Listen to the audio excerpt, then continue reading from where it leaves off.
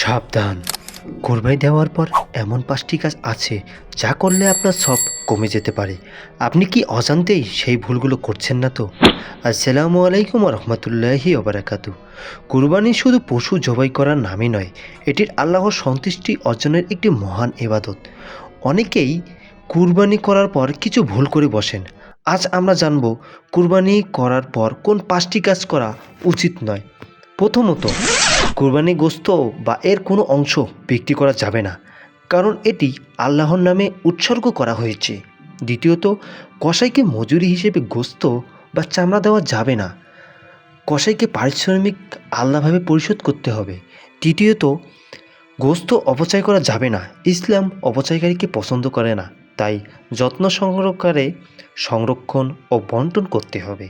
চতুর্থত, গরিব ও অভাবী মানুষের হক ভুলে যাওয়া যাবে না। কুরবানির আনন্দ সবার মাঝে ছড়িয়ে দেওয়াই আমাদের ইসলামের শিক্ষা। পঞ্চমত, কুরবানি নিয়ে এবং আল্লাহর সন্তুষ্টি দেখানো যাবে না। চেষ্টা কর। আল্লাহ তাআলা আমাদের চেহারা দেখেন না, তিনি দেখেন আমাদের তাকওয়া ও আন্তরিকতা।